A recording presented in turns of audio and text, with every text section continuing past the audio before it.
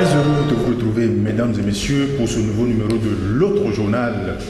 Vous le savez, au Togo, la vie est chère, très chère. Autrefois, à 100 francs, nous pouvons manger au bord de la route chez la bonne dame. Mais aujourd'hui, avec 250 ou 500 francs, c'est difficile de se remplir la bourse. En plus de tout cela, nous avons l'inondation de la capitale qui devient un casse-tête pour les populations. Partout à Lomé aujourd'hui, à la tombée d'une goutte de pluie, tout le monde se prend la tête. Nous allons couronner tous ces sujets avec la justice qui devait être au service de la veuve et de l'orphelin et qui devient son bourreau. Nous allons parler de tous ces sujets avec nos invités sur le plateau aujourd'hui. Il s'agit de Joël Ega, patron du journal Fraternité. Joël, bonjour. Bonjour, bonjour mon frère, bonjour aux fidèles du rendez-vous et bonjour aux techniciens de l'autre côté. Toutes mes excuses de vous avoir prêté un prénom, un Noël, bon, c'est pas grave. Oui, mais heureusement que je ne suis pas Noël. C'est Joël. Bonjour, Ferdinand. Bonjour Isidore, bonjour aux fidèles, aux auditeurs de cette émission. Voilà. Je rappelle que vous êtes le patron du journal L'Alternative. Nous allons démarrer cette émission avec Joël Ega. Joël, vous êtes au courant, bon, ce n'est un secret de personne aujourd'hui que la vie est chère au Togo. Oui, c'est pas qu'on est au courant, on vit la vie chère. La vie est chère, nous sommes des citoyens. Mais la question qu'il faut se poser, c'est est-ce que c'est pas prévisible? C'est bien prévisible quand vous suivez, c'est-à-dire que vous êtes un bon économiste. Cela veut dire que ceux qui dirigent le pays devaient avoir cette compétence-là pour savoir que en telle période, tel que le climat s'est comporté, avec tels éléments, tels agrégats, le coût des denrées vont augmenter et donc anticiper cela. Donc on a laissé la vie devenir chère parce que dans d'autres pays, vous allez voir à peine la courbe a commencé par grimper que les autorités ont pris des mesures pour juguler cette crise qui allait s'annoncer. Mais nous, on a laissé par exemple les prix des denrées.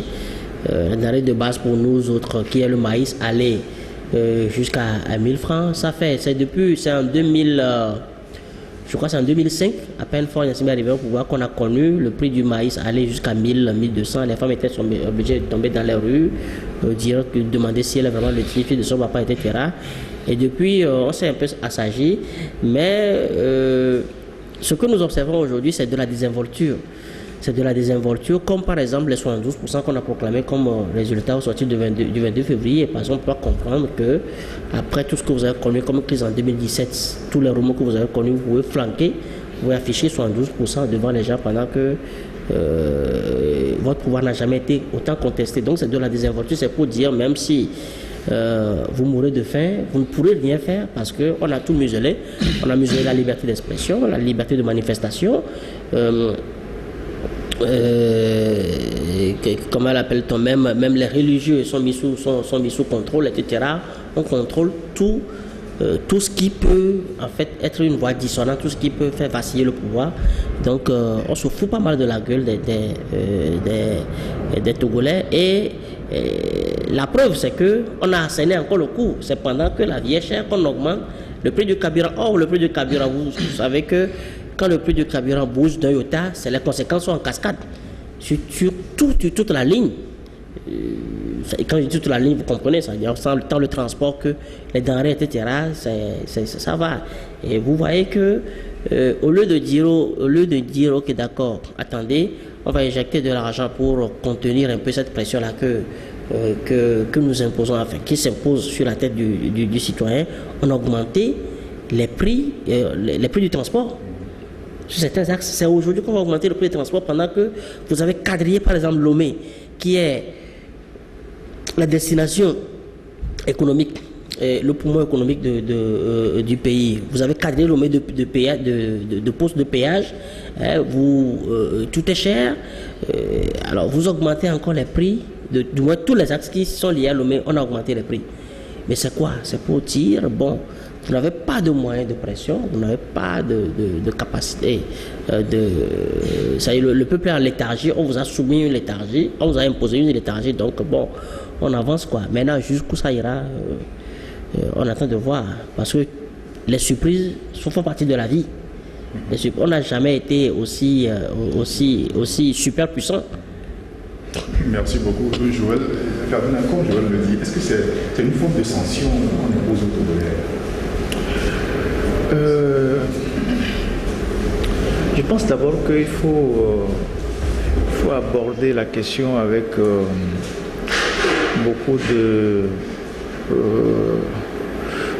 de tact, parce que la question de la flambée des prix me semble être liée aux conséquences de la Covid. Parce que quand je parcours par exemple les journaux, les titres, tout comme l'intérieur, on voit bien que le phénomène se généralise en Afrique. Vous voyez les journaux camerounais, tout le monde crie à la vie chère, à la flambée des prix. Vous voyez les journaux béninois, vous voyez les journaux burkinabés, maliens et tout ça.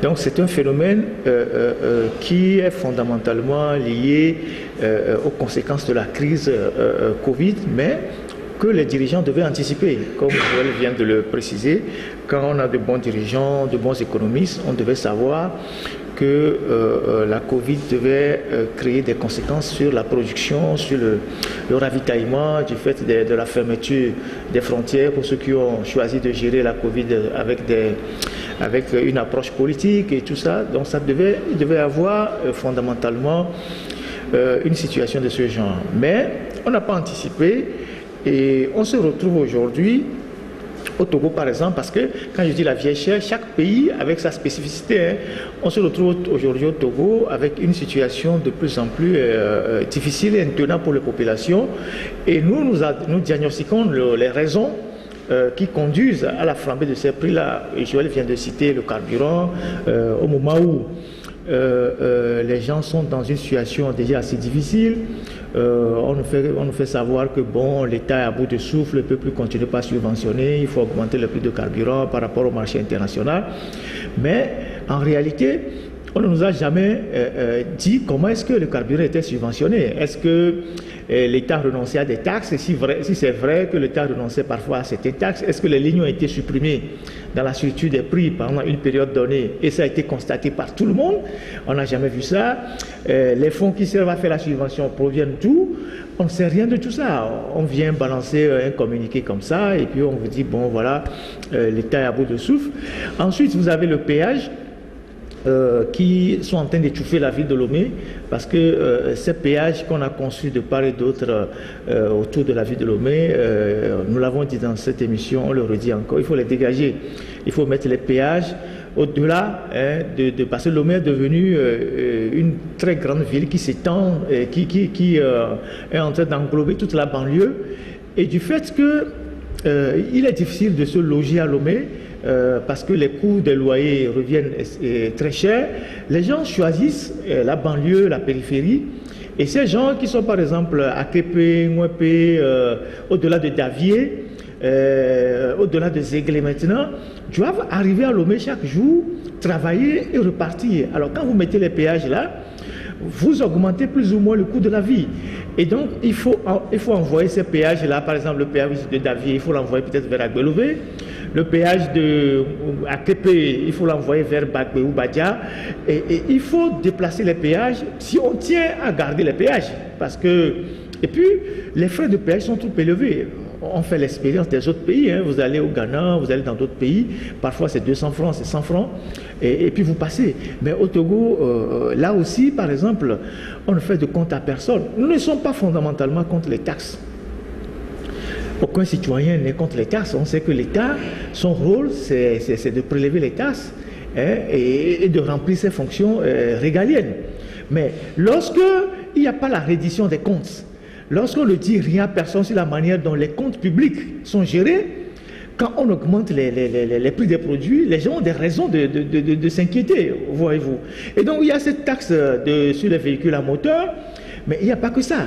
Il y a une autre taxe qui a pris effet depuis, je crois, 6 mois, dont on ne parle pas. Si vous achetez une voiture aujourd'hui et que vous achetez une voiture, c'est pas d'un client à un autre, c'est pas au port, et vous voulez faire la mutation de la carte grise, avant c'était 5 000, maintenant c'est 60 000.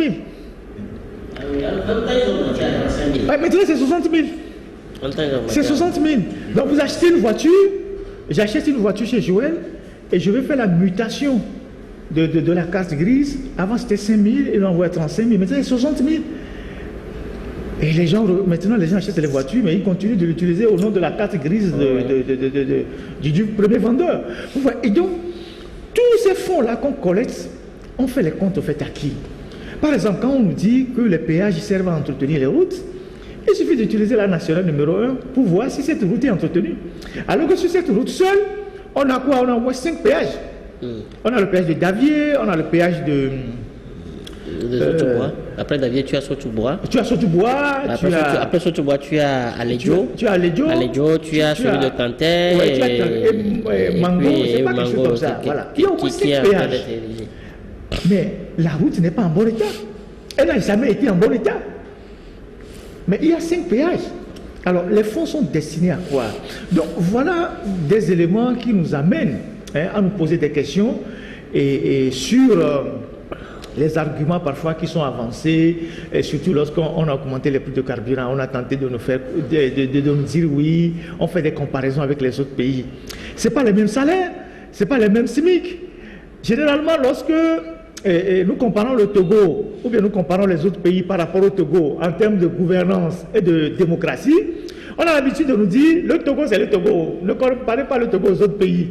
Maintenant que le gouvernement lui-même a augmenté les prix du carburant et qu'il n'avait pas de raisons solides pour accompagner, pour justifier son acte, on nous convoque les autres pays pour dire que voilà ce qui se passe au Bénin, voilà ce qui se passe au Burkina, voilà ce qui se passe en Côte d'Ivoire, voilà ce qui se passe au Sénégal. Et oui. Et encore, tu as tantôt parlé du SMIC, parlons, ça veut dire que l'agrégat transversal avec lequel on considère chaque pays, on peut peser le pouvoir d'achat, c'est le PIB. Ouais. Le PIB par personne au Bénin, c'est à 12,19 $. Au Ghana, c'est à 2213 $, quelque chose comme ça. Au Togo, nous sommes toujours à 679. On voit que le Bénin a été classé pays à revenu intermédiaire tout dernièrement. Et donc, comment est-ce que vous allez prendre ces exemples? Moi, je dis c'est de la désinvolture parce que c'est les mêmes justifications qu'ils amènent chaque année. Ils savent que ça ne convainc personne. On a toujours démonté cela, mais bon, mais comme ils n'ont de compte à rendre à personne, bon, on vous ressasse la même chose. Et moi, je me demande même pourquoi ils se livrent à cet exercice, puisque bon, il n'y a personne qui peut les inquiéter. Pourquoi ils se livrent à cet exercice? Ils auraient pu se taire, ça ne dérangerait personne. Ils peuvent augmenter même le prix du litre à 1000 francs. Ça ne dérangerait personne, puisque personne ne peut rien leur faire. Enfin, je te laisse terminer.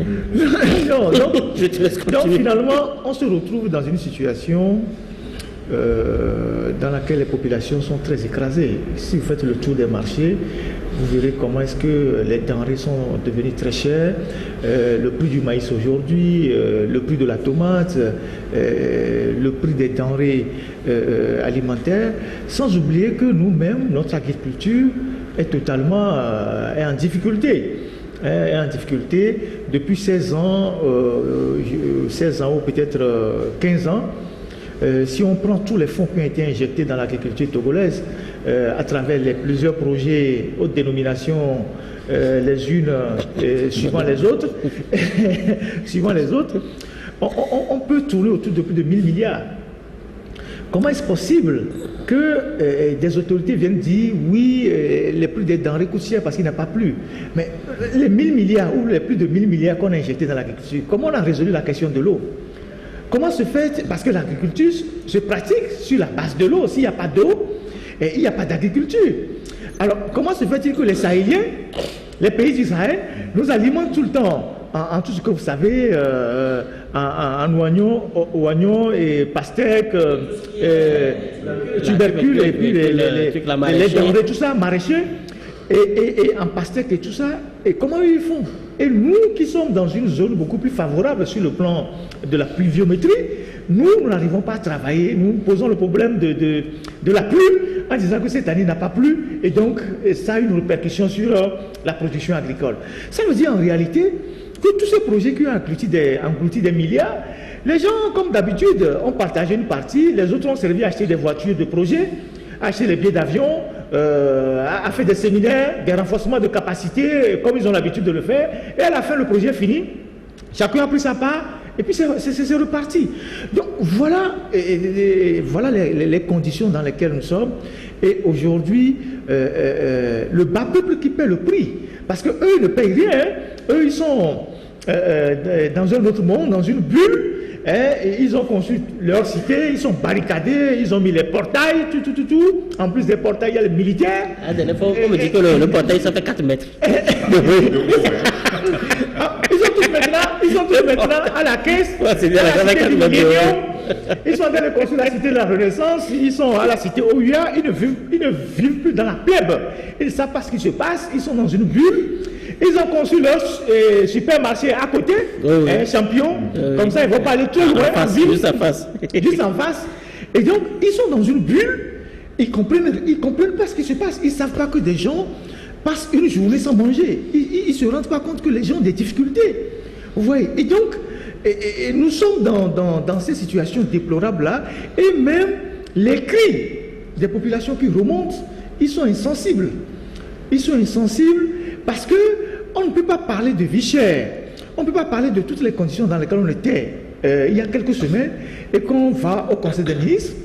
Et puis on vient nous dire, non, bon, on ne parle même pas de la vie chère, on augmente le prix du carburant et on vient faire des justifications approximatives en convoquant les autres pays et tout ce que vous savez. Donc, voilà, moi je pense qu'ils sont insensibles, ils sont insensibles aux préoccupations des populations.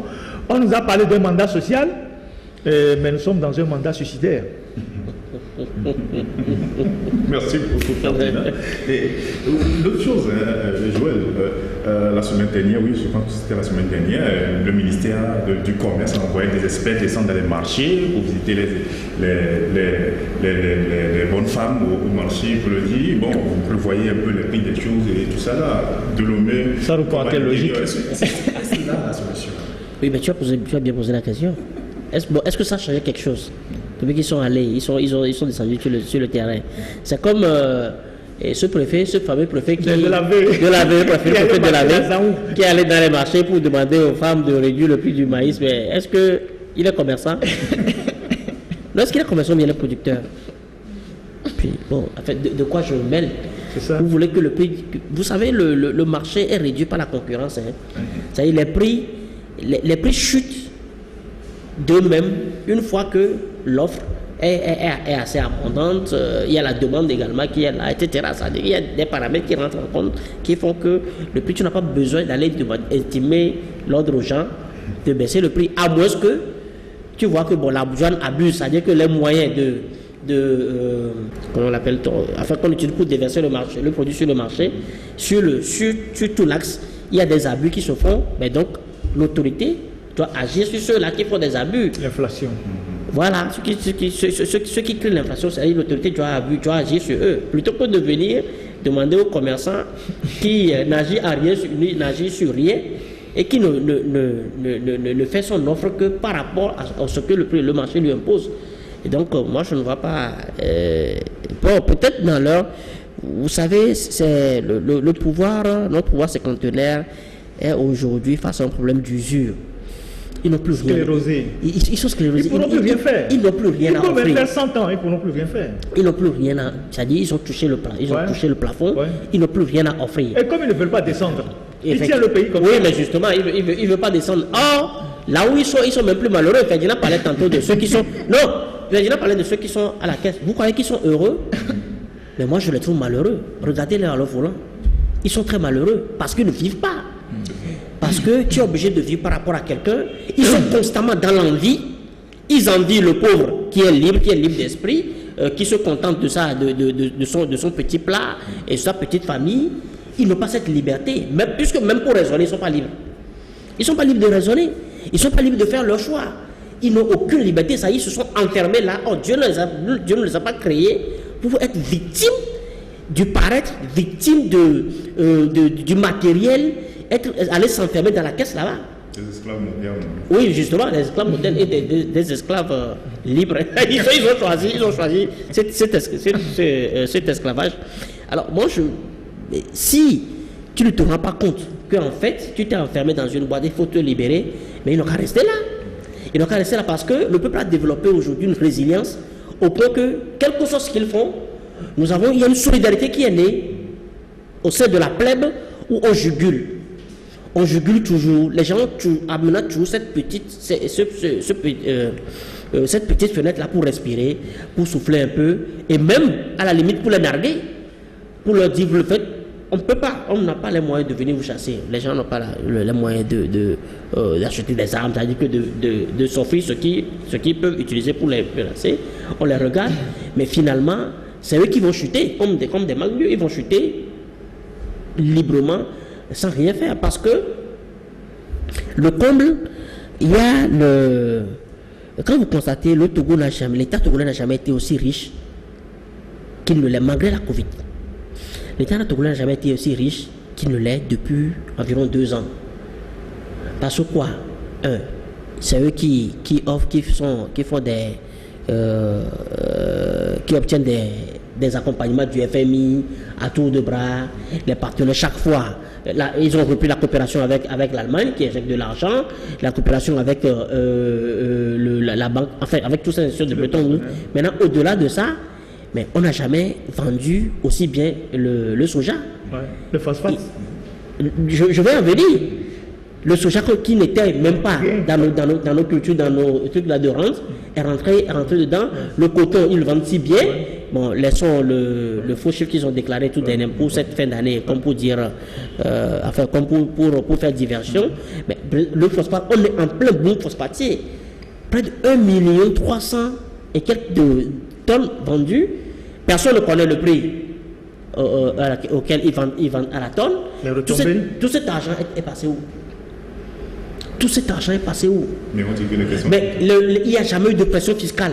Sans compter, Joël, toute la gamme de clinker, les cimenteries. Oui, effectivement. On a augmenté le prix, le ciment se prend comme le petit pain. Je vais au point qu'ils ont même baissé le prix, c'est-à-dire qu'officieusement le prix est arrivé à 75, c'est parce que ça se coule. Ouais. Il y a tellement, on a tellement de calcaire que c'est ça, c'est le calcaire, que on a même donné l'agrément à un nouveau cimentier qui va venir.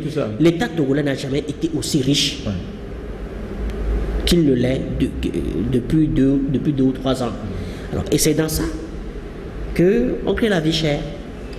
Et c'est dans ça qu'on refuse de payer les indemnisations aux gens, même les étudiants. Leur tranche, ils sont obligés chaque fois de lever un peu la voix pour qu'on les paye les tranches. Les hôpitaux sont dans un état plus comateux que l'état dans lequel ils étaient il y a 16 ans. Moi, je me dis, en fin de compte, quand tu fais du mal à quelqu'un, mais qui chaque fois, il trouve toujours des mécanismes pour s'adapter, en fin de compte, qui est con. En fin de compte, c'est toi qui es con, parce que c'est pas le truc, c'est pas c'est pas de rouler dans de grosses caisses, d'être dans des vestes de chocobité, etc. Mais à un moment donné, il faut développer un peu l'humain. Il faut développer un peu l'humain parce que j'aime souvent cette anecdote de Jules César. Chaque fois qu'on dit Ave César, Ave César, Ave César, il y avait quelqu'un à côté de lui qui lui dit Rappelle-toi que tu n'es qu'un simple humain. Rappelle-toi que si tu n'es qu'un simple humain, ça veut dire quoi? Que tout n'est que vanité. Tout n'est que vanité. Il faut qu'il développe, qu'il ait ce courage-là de grandir, d'élargir leur esprit pour partager, pour donner un peu d'amour. Le tout dernièrement, il y a de cela 2-3 jours, les évêques ont sorti un communiqué, enfin, après leur conclave, etc. Mais moi, je me dis, bon, pourquoi ils se gênent? Est-ce qu'on n'a jamais donné de la considération à ce que la conférence des évêques a dit? On n'a jamais donné de la considération à cela. Bon, moi, je suis aujourd'hui, il y a des confrères qui font des débats sur ça. Je dis, mais laissez. Ça dit que ça, c'est. Il n'y a rien de nouveau et rien ne changera. Juste parce que, même voilà, un groupe de personnes également, un groupe d'acteurs qui ont un pouvoir très efficace, en fait, s'ils savent l'utiliser. Ils ont un pouvoir très contraignant, mais ils ne l'utilisent pas. On se contente de communiquer, les évêques appellent, les évêques vous invitent à la paix, à corriger à corriger la manière dont vous gouvernez, vous avez les évêques vous invitent à plus de justice, etc., etc.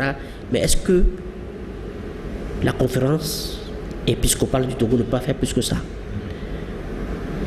Est-ce que ces brebis-là qui conduisent, pasteurs qui sont, ils ne peuvent pas aller réclamer, tourner de la voix, faire des pressions, utiliser d'autres moyens pour contraindre ceux qui nous imposent, ceux qui imposent le joug au peuple, de serrer un peu le joug? Pourquoi est-ce qu'on se contente juste de simple communiqué qui ne trouvera intérêt qu'une semaine? D'ici demain, quand on va commencer à paraître, les gens vont en parler petit à petit. Et puis d'ici vendredi, c'est fini ça. Ça vient déjà passer. Ça vient déjà passer. La suite, c'est quoi? Merci beaucoup, Joël. Ferdinand, peut-on dire aussi que le maintien des frontières qui sont toujours fermées, cela aussi répercute sur la mission? Oui, tout à fait. Il y a forcément un impact considérable parce que c'est vrai qu'on a dit les frontières sont fermées, mais à l'exception des marchandises qui peuvent passer. Mais ces véhicules de marchandises sont assujettis à des tracasseries policières incroyables. Aujourd'hui, ceux qui militent même pour la non-réouverture des frontières, c'est les militaires qu'on a mis à tous les postes. Lomé nous donne la frontière. Ouest de Lomé nous donne une plus grande vue de la chose. Quand vous prenez depuis Kodovia-Kopé en remontant à Casablanca, à Tikoumé, en allant vers Atito-Komé, vous longez la frontière, vous voyez tous les points de passage là où il y a les militaires qui prennent à chaque passage de l'argent et leur chiffre d'affaires a énormément augmenté. Et les gens ont mis des sacs à côté et ils prennent de l'argent. Ils retournent dans les casernes. Au vu aussi de tout le monde. Au vu aussi de tout le monde. Ils sont légalisés carrément. Au vu aussi de tout le monde. Et ces gens-là, ils prient tous les jours que les frontières ne s'ouvrent jamais. Effectivement. Parce que ceux qui étaient connus avant comme des bitnaïs, tout ça, sont devenus maintenant des passages officiels. Effectivement. Oui, vous passez selon ce que vous transportez, vous donnez de l'argent et le soir, c'est les sacs d'argent qu'on collecte, chacun amène dans sa caserne, parce que c'est des unités qui viennent différemment, et on va faire le rapport au chef, et puis bon, le chef prend sa part, et puis donne les miettes aux éléments, et puis bon, si les éléments sont... Bon, les éléments, je ne pense pas qu'ils ramènent aussi tout au chef. C'est tellement qu'ils prélèvent aussi leur... Puisque c'est un système de corruption, donc... ils prélèvent aussi leur... Tu peux demander de transparence. Avant, parce qu'il n'y a pas de comptabilité. Il n'y a pas de comptabilité. Un cahier qui est passé, qui n'est pas passé. Et donc, ces gens-là, si vous observez bien, certains ont dû élargir leurs poches sur leurs habits pour que l'argent puisse être vraiment... Franchement, il faut faire le passage, tu vas voir. Et donc, ces gens n'ont aucun intérêt pour qu'aujourd'hui, les frontières soient réouvertes. Ils n'ont aucun intérêt. De même, comme chez nous, on gère encore la crise avec un aspect tellement politique. Vous savez que le Bénin n'a jamais fermé ses frontières. Le Bénin n'a jamais fermé les frontières avec le Togo. Les gens ne l'ont jamais su. C'est le Togo qui a fermé sa frontière. Le Bénin n'a jamais fermé sa frontière. Et donc, tout ça étouffe les activités. Parce que la circulation des biens, des marchandises et des hommes est un élément fondamental pour la santé économique. Et quand vous posez la question, par exemple, aux banques et aux responsables des microfinances ici, ils vont vous dire qu'ils ont eu, une chute de plus de 30% de leur, je ne sais pas comment vous appelez ça, des mouvements sur... oui, parce que... Non, tant au niveau de l'épargne que de... Exactement. Tous ceux qui viennent, par exemple, du Bénin, ou tous ceux qui viennent du Ghana, ils ont des partenaires ici, il y a de l'argent qu'on prend dans les microfinances et tout ça. Et donc, à un moment donné, il faut arrêter de gérer la crise de façon politique, ouvrir les frontières. Je ne comprends pas pourquoi on tarde, parce que cette semaine ou la semaine dernière, le Niger a décidé d'ouvrir les frontières. Deux autres pays aussi, le Sénégal, tout ça. Bon, il semble qu'à la CEDEAO, à Accra la dernière fois, ils ont dit qu'il faut ouvrir les frontières. Mais je suis convaincu que le Togo sera le dernier à le faire. Le Bénin n'a jamais fermé les frontières. Le Nigeria a ouvert. Oui. Le Togo, quand on a dit de ramener les prix du Covid, test PCR, à combien? À 25 000. Ils ont maintenu les 40 000. Oui, on maintient les 40 000. Et ça aussi, ils n'ont jamais fait de compte à personne. Personne ne sait ce qu'ils font avec l'argent. Ils savent qu'ils ont créé un réseau Timonet où on envoie l'argent sur un compte. Bien sûr, on ne sait pas, ça ne va pas directement au trésor. On ne sait pas qui est au bout du réseau, qui a créé un système de ventouse, qui collecte les fonds. Qu'est-ce qu'on en fait? Et donc, voilà comment, dans quoi notre pays se retrouve. On n'est plus dans un système politique en fait. On est dans une mafia. Moi, j'ai toujours dit, la mafia se reconnaît dans son fonctionnement, dans ses pratiques. Si vous combattez un système politique, vous saurez que c'est un système politique. C'est ce qu'on reproche souvent à la classe politique qui combat le régime. Si vous combattez un système politique, vous connaissez tous les éléments qui vous permettent d'apprécier que c'est un système politique. Ici, on est dans une mafia, et la mafia a des tentacules partout. La mafia a des tentacules partout. Et donc, il faut fondamentalement revoir la manière de... Regardez par exemple, depuis qu'on a augmenté les prix du carburant, regardez un peu, qui sont ceux qui ont dénoncé ça? Qui sont ceux qui ont voulu mener des actions fortes? Personne. Les syndicats ont sorti des communiqués à la limite je sais pas, à la limite de la moquerie, en disant oui, ils appellent le gouvernement à prendre des mesures d'accompagnement. Quelles mesures d'accompagnement? Pendant qu'eux-mêmes ils accompagnent le gouvernement. Pendant qu'ils accompagnent eux-mêmes ils sont des accompagnateurs du gouvernement. Quelles mesures d'accompagnement on peut prendre même dans ces situations? Quelles mesures d'accompagnement? Ils ne dénoncent pas l'augmentation. Oui, ils ne dénoncent pas l'augmentation. Ils disent... Ils ne demandent même pas la reddition des comptes. Ils ne demandent pas qu'on leur dise comment est-ce que ce secteur a été géré pendant des années. Alors que eux, les syndicats, étaient aussi partie prenante dans la gestion. Effectivement. Pour demander les comptes au gouvernement, ils disent non, que bon, d'accord, on a augmenté, mais il faut que le gouvernement sorte les mesures d'accompagnement. Parce que les millions sont passés sous les Les mesures d'accompagnement vont arriver comment? Donc, vous voyez, par exemple, la société civile, personne ne dit rien. Les associations de consommateurs, personne. Les partis politiques, abonnés, absents. Les gens ne disent rien. Il n'y a personne aujourd'hui, par exemple, dans un parti politique qui se dit, par exemple, économiste, peut vous sortir des chiffres en disant, bon, voilà ma contribution au débat. Je suis responsable d'un parti politique, je suis expert, j'ai fait l'économie, je sors des chiffres pour démontrer que, en fait, le gouvernement ne devait pas augmenter les prix du carburant, ou bien on pouvait le faire autrement, ou bien on pouvait trouver une autre solution. Personne ne dit rien. Alors, dans une société où il n'y a pas de débat, dans une société où les acteurs politiques ne participent pas au débat, ne créent pas le rapport de force, le rapport de force n'est pas forcément politique. Parce que les associations de consommateurs, les syndicats, c'est des instruments de contre-pouvoir. C'est des instruments de contre-pouvoir. Lorsque ceux qui ont le pouvoir, ils en abusent, il revient aux instruments de contre-pouvoir de les ramener à la juste valeur des choses. Oh oui. Mais personne ne dit rien. Tout le monde est tout. Et fort et tranquille. Parce qu'il n'y a aucun problème. Tout le monde est soumis. Et les gens, bon voilà. Je dirais qu'il n'y a que quelques médias. Il n'y a que Ferdinand Joël comme nous, qui essayent de dire quelque chose. Mais les gens sont comme ça, à plat. Et fort, il est tranquille. Le régime est uni, ils sont tranquilles. Tout le monde se plaint à la maison.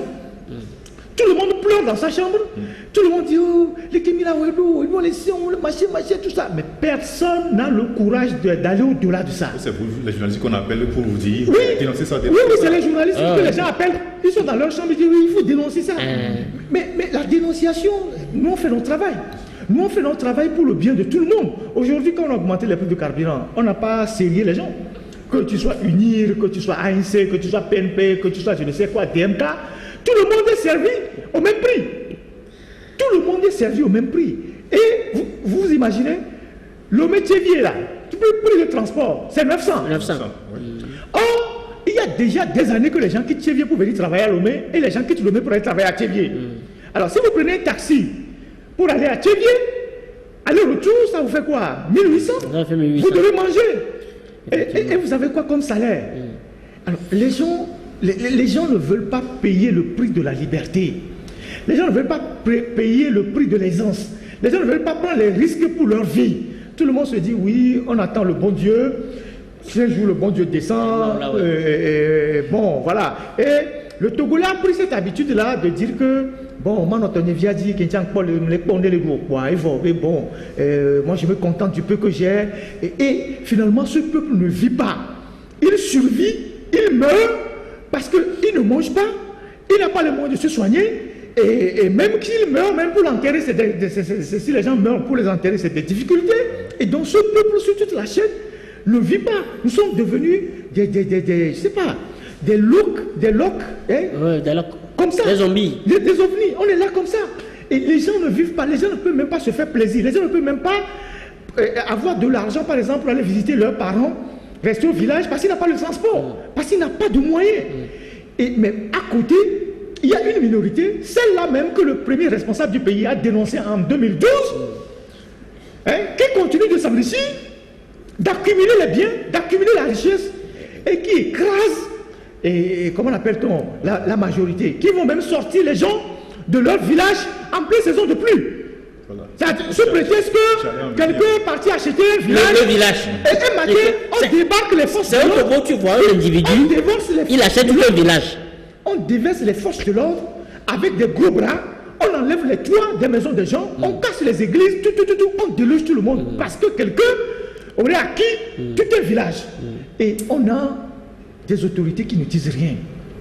C'est-à-dire qu'aucun système politique, et c'est le mandat social. Aucun système politique ne fonctionne de façon aussi avec ce niveau de laxisme, d'indifférence c'est quand les dirigeants sont devenus des commerçants qu'on a ces genres de fonctionnement. Parce que les dirigeants sont tellement liés qu'ils ne vont rien faire. Parce que tous ceux qui agissent là, ce sont leurs éléments. Et eux-mêmes sont dans le business.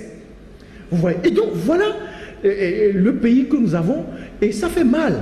Et quand vous ajoutez à tout ça, maintenant, les inondations, quand vous ajoutez à la vie chère, hein, les inondations en cette saison de pluie, ou quand il pleut là, il faut suspendre son matelas en l'air et pouvoir tenir sur les deux pieds dans la maison. C'est le comble. Voilà. Merci beaucoup Ferdinand. Et Joël, nous allons faire une petite pause et nous allons revenir tout à l'heure.